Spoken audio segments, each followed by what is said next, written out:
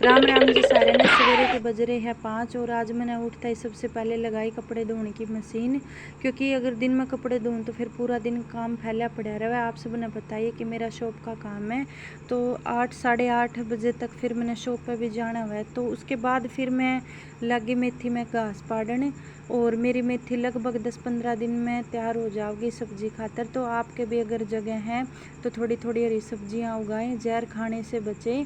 उसके बाद फिर मैंने मेथी में घास पाड़ के फिर मैं देखने लग गई अगर भाई मेरी तोरी की बेल मैंने इतने दिन तक बो रखी हैं, भाई इनका कुछ फल आना शुरू होया को नहीं होया।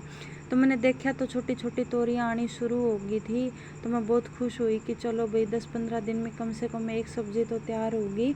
तो ये देखो जी, मैंने ये बेल कई दिन आके उगा रखी, बहुत मेहनत करी, टाइम टू टाइम पानी दिया। उसके बाद फिर मैं खड़ी खड़ी सोचूं कि भाई पता नहीं सब्जी कितने दिन में तैयार होगी।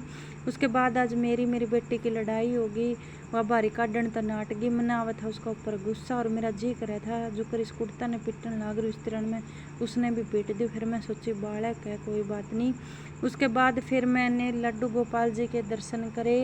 जय हो, जय श्री कृष्ण, राधे राधे आप सबको भी।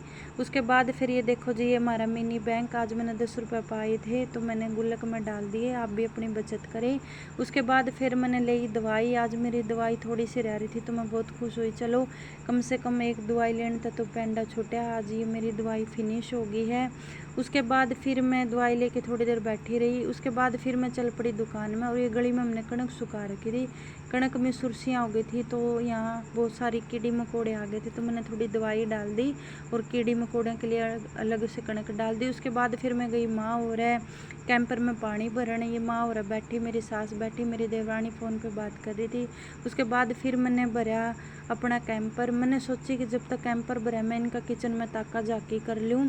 तो फिर मैंने देखा तो भाई मैंने सोचा इनके किचन में ताका झाकी कर लूँ। फिर मैंने देखा तो इनका फ्रिज पे ये घोड़े पड़े थे। ये घोड़े देख के मैंने याद आई अगर बचपन में दादी और माँ भी हमने इस तरह माटी के घोड़े बना के दिया करती, तो बचपन की यादें ताज़ा होगी। फिर मैंने इनका किचन में ताका झाकी करी तो आलू की सब्ज़ी थी, कढ़ाइया खाली पड़ा था।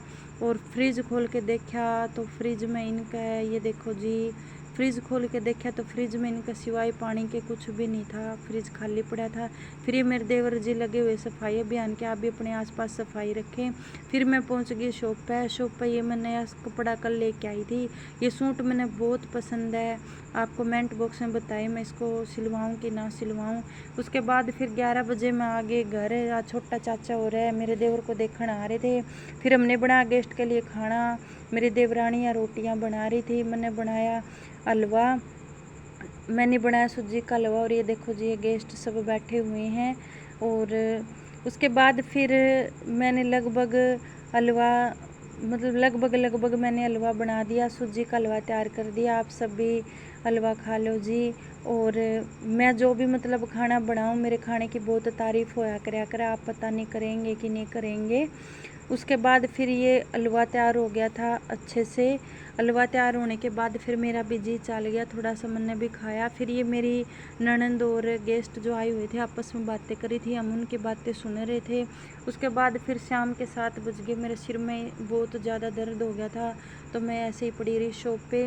उसके बाद फिर ये मेरी शॉप के बाहर मेरे देवर जी बनाने लग रहे थे सवामणी बाबा जी की। तो आप सबको भी जय बाबा की, बाबा जी का प्रसाद खा लीजिए। और आज का ब्लॉग कैसा लगा कमेंट कर दीजिए।